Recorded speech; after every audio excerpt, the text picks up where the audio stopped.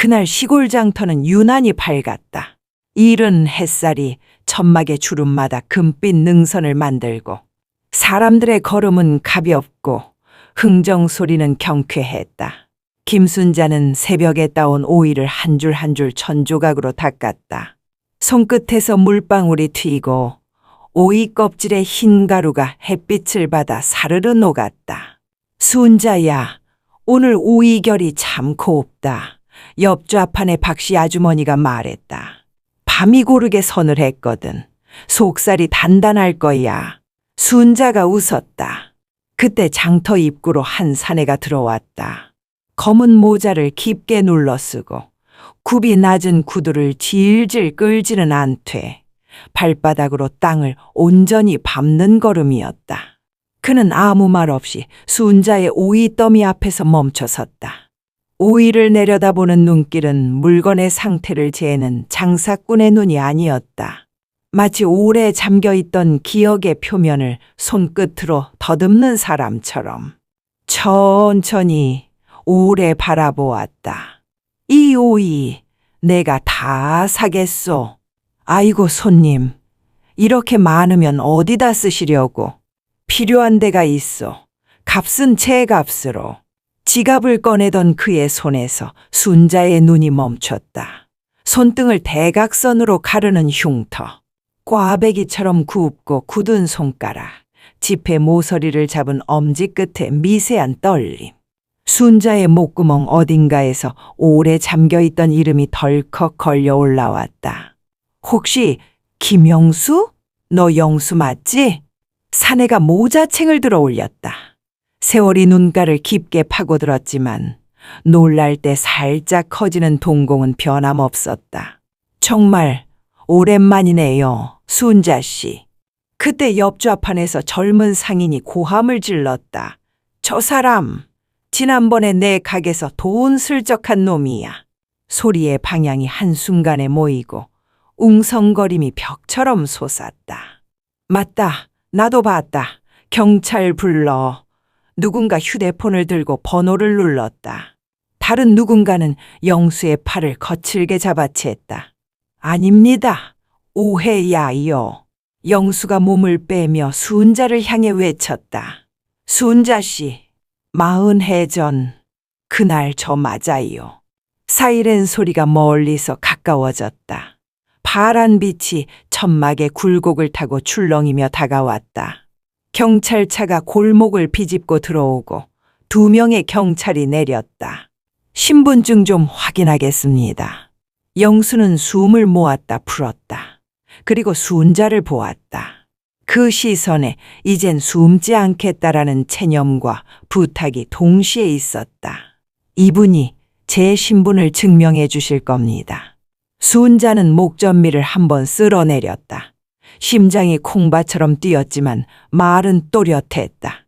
이 사람, 40년 전에 전쟁터에서 내 남편 목숨을 구해준 사람이에요. 웅성거림이 기이할 만큼 단번에 꺼졌다. 구운 오징어를 자르던 칼, 저울에 줄을 올리던 손, 떡꼬치를 뒤집던 젓가락이 동시에 멈췄다. 영수가 주머니에서 누렇게 바랜 사진 한 장을 꺼냈다.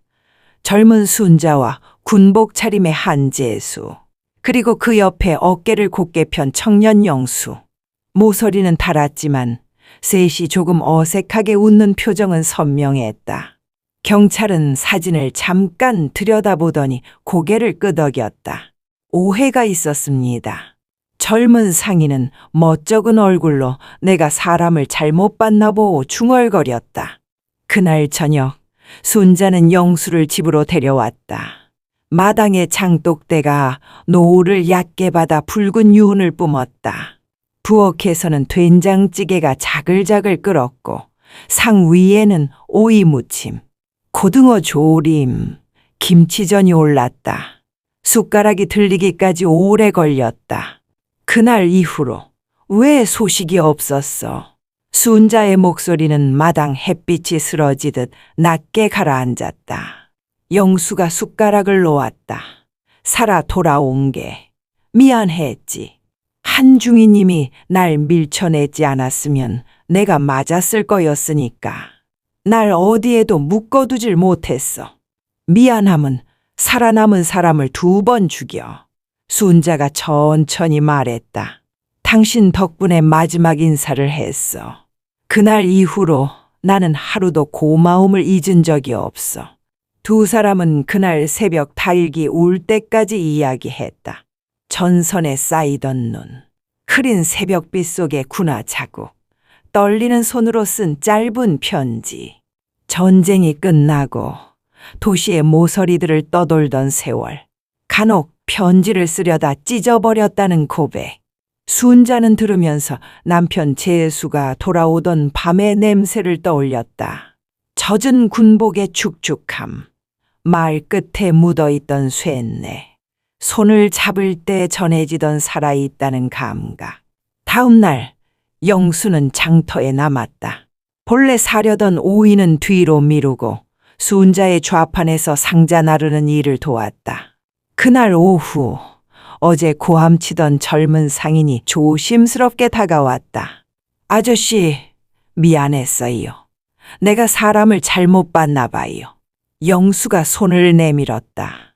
사람이 시비를 가려보는 건 좋은 습관이요. 다만 다음엔 한 번만 더 물어보소. 다음엔 먼저 물어보겠습니다. 젊은 상인이 머쓱하게 웃었다. 이후로 그는 종종 국밥 2 그릇을 들고 와 영수와 벽을 마주하고 앉아 나눠 먹었다. 국물의 김이 둘 사이에 얇은 휘장을 치듯 올라갔다. 여름 장마가 시작되자 장터는 첫 시험을 맞았다. 새벽부터 천둥이 골짜기를 두드렸고 물살이 개울을 가득 채우더니 장터 발치까지 올라왔다. 천막 끝이 떨리고 좌판 다리가 하나 둘 덜컥거렸다.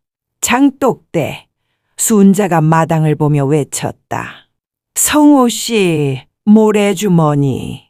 영수가 먼저 소리쳤다. 젊은 상인이 달려와 모래주머니를 건네고 영수는 맨손으로 막힌 배수로를 헤집었다. 낙엽과 비닐, 흙이 한꺼번에 손바닥을 훑고 지나갔다. 물길이 방향을 바꾸자 좌판 밑에 물이 서서히 빠지기 시작했다. 흔들리던 천막 기둥을 영수가 어깨로 받쳐 올렸다. 팔뚝에 힘줄이 일고 이마에 빗물이 입술로 흘렀다. 비가 그쳤을 때 장터는 간신히 제자리를 지켰다. 주름이 깊은 노인들이 모여 살았다 하고 웃었고 아이들은 장화를 질질 끌며 물웅덩이를 폴짝폴짝 뛰었다. 순자는 젖은 수건으로 영수의 얼굴을 닦아주었다. 이 늙은 장터를 붙잡아줘서 고마워. 오이가 오래도 달려면 장독대부터 살아야죠. 영수가 웃었다. 그날 이후 사람들의 시선에서 이방인이라는 단어가 완전히 사라졌다. 아이들은 그를 오이 아저씨라 불렀고 영수는 일부러 못 본 척하다가 한 박자 늦게 어이쿠 하고 놀라 아이들을 웃겼다. 노인들은 평상에 자리를 내주고 막걸리 잔을 돌렸다. 장날 저녁이면 누군가 삼겹살을, 누군가 김치를, 누군가 손수 담근 동동주를 들고 나왔다. 웃음이 달빛을 건드리며 퍼졌다. 가을엔 축제가 열렸다. 풍물패가 장터 입구를 휘돌고 아이들이 풍선을 달고 뛰었다. 고운 한복을 입은 순자의 손녀 소연이가 오이 모종 화분을 들고 뛰어왔다. 할머니, 모종 심는 법 가르쳐 주세요. 땅을 얕게 파고 뿌리를 상하지 않게 눕혀 심어야지. 소연이는 영수에게도 물었다. 아저씨는 전쟁 때 무서웠어요? 영수는 잠깐 숨을 골랐다. 무서웠지. 근데 무서워서 몸이 굳으면 더 위험해. 손이 떨리면 그 떨림이 살아있다는 증거라고 생각했어. 소연이가 고개를 끄덕였다. 그럼 저도 떨릴 때 살아있다고 생각할래요. 겨울이 깊어갈 즈음 회색 코트를 입은 중년 남자가 장터에 나타났다. 그는 주위를 한참 살피다 순자의 좌판 앞에 섰다. 혹시 김영수 씨 맞으십니까? 영수는 고개를 들었다. 저는 고 한재수 중인님의 아들입니다. 수은자가 감탄인지 신음인지 모를 소리를 내며 입을 틀어 막았다. 남자가 봉투를 내밀었다. 아버지가 돌아가시기 전까지 간직하셨던 물건입니다. 언젠가 꼭 전해달라고 하셨어요. 봉투에는 낡은 나침반과 군모 배지, 그리고 빛바랜 편지 한 통이 들어 있었다. 나침반의 유리는 미세한 금이 가 있었지만 바늘은 여전히 북쪽을 가리켰다. 편지에는 삐뚤빼뚤한 글씨로 영수에게 내가 나를 살렸다. 내가 떠난 뒤 내 마음은 오래 미안했다. 살아있는 쪽이 더 오래 미안해하더라. 언젠가 우리가 같은 장터 하늘 밑에 서게 되면 그땐 꼭 웃자라고 쓰여 있었다. 영수는 나침반을 손바닥에 올려 한참 바라보다 조용히 고개를 저었다. 이건 아드님이 가지세요. 난 이미 충분히 받았습니다. 당신 아버지가 살려준 건 내 목숨 하나가 아니라 내 남은 삶 전체니까요. 남자의 눈가에 물기가 번졌다. 그는 문득 고개를 숙이며 말했다. 아버지가 평생 말하던 장면이 있어요. 눈발 속에서 한 사람이 다른 한 사람을 밀쳐내던 순간이요. 그걸 떠올릴 때마다 아버지는 웃으면서도 울었습니다. 그날 밤 순자와 영수 그리고 아들은 마당에 작은 화로를 피웠다. 군모 배지를 손에 올려두고 막걸리를 한 잔씩 나누었다. 불빛이 이마의 주름을 부드럽게 메웠다. 추억은 온기가 되어 손등에 스며들었다. 다음 해 봄, 장터 한가운데 작은 비석을 세우자는 말이 나왔다. 처음 누가 말했는지는 중요하지 않았다. 모두가 이미 마음속에 비석을 하나씩 세워둔 듯 했기 때문이다. 비석에는 이렇게 새겼다. 이곳을 지킨 사람들 마이너스 김순자, 김영수, 장터, 상인일동. 비석 앞에는 오이 모종과 장아찌가 언제나 놓여 있었고 지나는 이들은 모자를 벗거나 고개를 숙였다. 장터는 점점 달라졌다. 영수가 제안에 만든 협동조합이 생겼고 기금 통장을 열었다. 우천용 대형 천막과 수동 펌프, 공용 손수레를 샀다. 젊은 상인들은 온라인 판매를 시작했고 그를 모르는 어르신들을 대신해 택배 송장을 써주었다. 장날이 아닌 평일에도 조합 사무실엔 전기 주전자와 구급상자, 핸드폰 충전기가 늘 켜져 있었다. 누가 아프면 서로 가게를 지켜주었고 누가 경조사를 치르면 조합 이름으로 화환과 쌀이 전달되었다. 장터는 더 이상 장날에만 존재하는 임시마을이 아니었다. 그러나 공동체가 커질수록 외부의 눈길도 커졌다. 어느 날 양복을 말끔히 차려입은 이들이 찾아와 시장 현대화, 시설 개선, 임대 재정비를 운운했다. 표면상 좋은 말들이었지만 문장 끝마다 임대료 현실화와 입점 기준 같은 단어가 묵직하게 박혀 있었다. 사람들의 얼굴이 굳었다. 조합 임시 총회가 열렸고 영수는 칠판 앞에 서서 하나하나 설명했다. 좋은 시설은 필요합니다. 하지만 임대료가 오르면 여기에 가장 큰 자산인 사람이 빠져나가요. 그리고 이 장터의 매력은 이 얼굴들입니다. 우리 방식대로, 우리 속도대로 바꿉시다. 박수는 짧았지만 단단했다. 조합은 개발사와 장기 협상을 시작했고 마을 이장과 면장, 군청 담당자까지 끌어다 앉혔다. 문장은 누그러뜨렸고 수치는 내려앉았다. 결국 장터는 기존 상인들의 자리를 우선 보장받았고 공용시설만 개선하는 선에서 합의가 났다. 합의서에 도장을 찍던 날 순자는 영수의 등 뒤에서 작은 한숨을 내쉬었다. 이 장터는 또 한 번 살았네.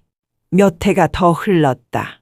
계절은 5손가락처럼 정확히 돌아왔다.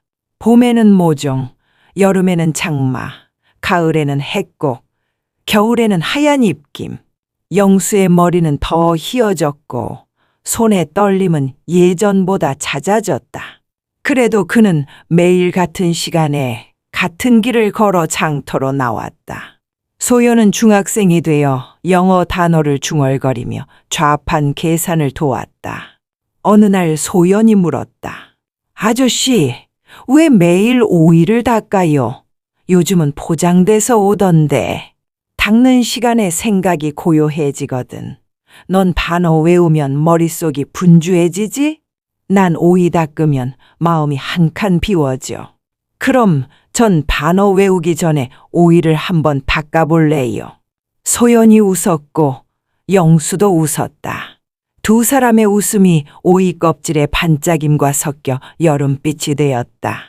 겨울 초입, 영수가 감기 몸살을 심하게 앓았다. 처음엔 고집을 피우며 장터에 나왔지만 이틀째부터는 수은자의 호령에 눌려 방에 누웠다. 수은자는 밤마다 생강을 얇게 저며 대추와 함께 다려 들이밀었다. 쓰다. 쓴 게 살아. 영수는 쓴 약을 삼키며 웃었다. 살아있는 쪽이 더 오래 미안해한다. 그때 한중이님 편지에 그 말이 있었지. 살아있는 쪽은 더 오래 고마워하기도 해. 수은자가 대답했다. 나는 그래. 며칠 뒤 영수는 다시 장터에 섰다. 사람들의 괜찮아졌소? 하는 인사가 구름처럼 몰려왔다. 영수는 모든 손을 잡아주었다.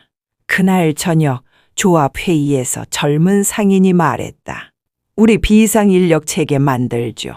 누가 아프면 각자 시간표 만들어서 가게를 돌아가며 봐주는 거예요. 좋다.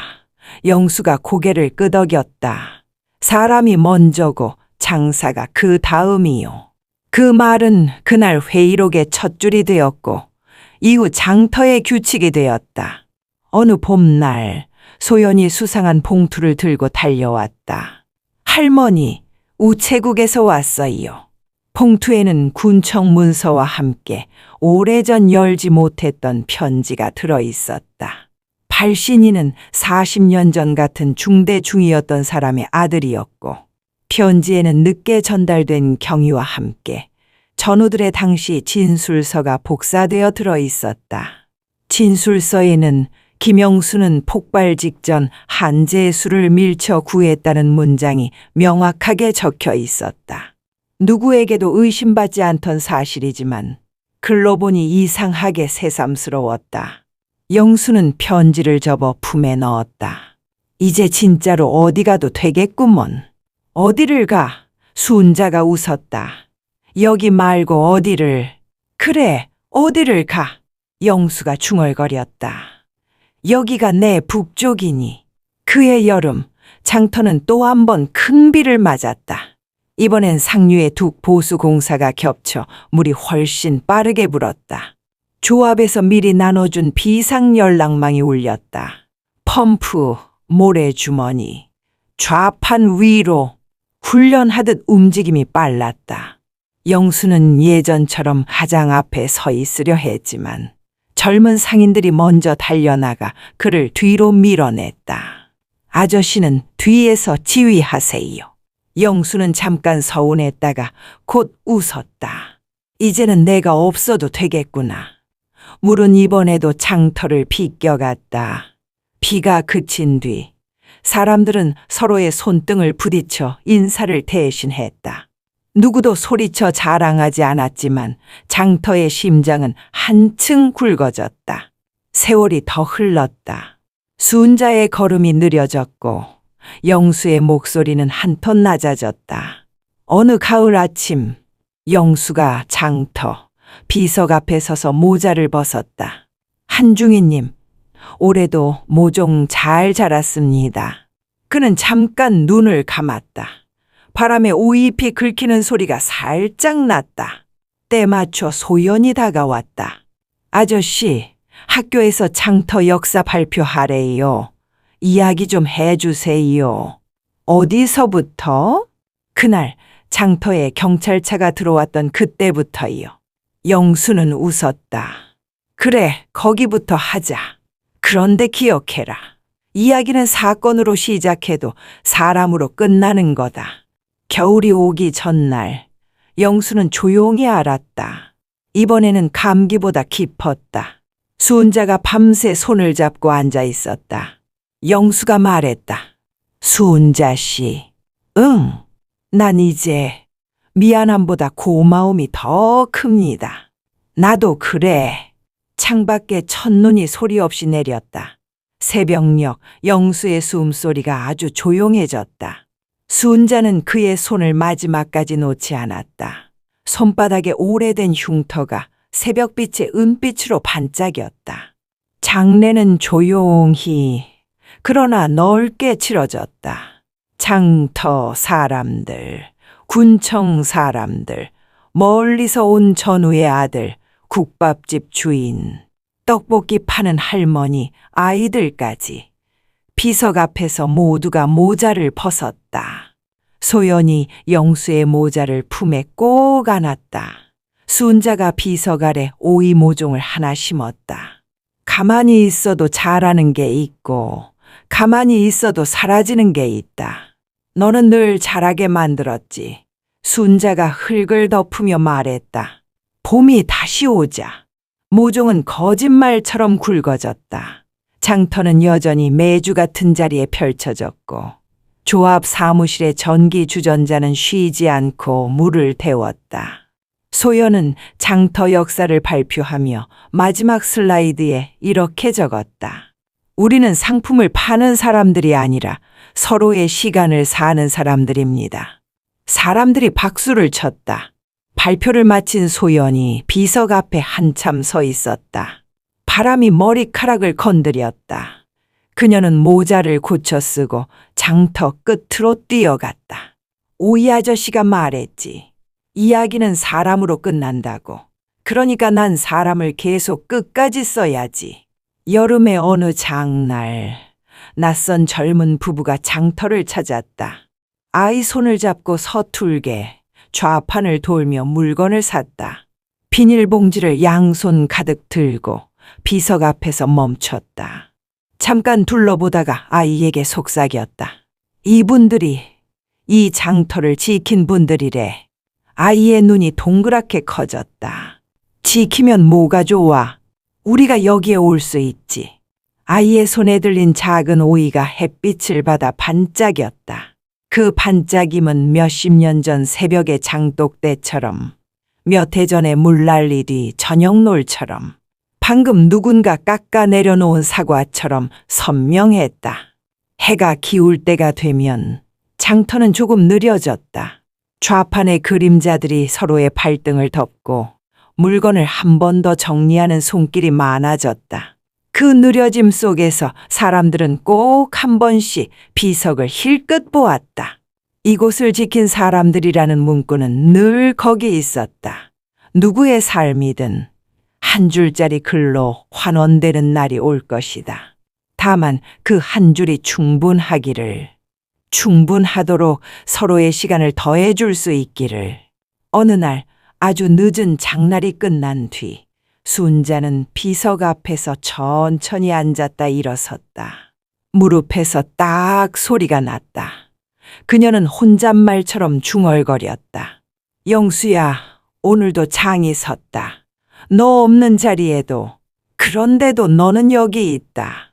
이 냄새, 이 소리, 이 손들이 내가 붙잡아 준 것들이니까. 바람이 장터 천막을 한번 크게 흔들었다.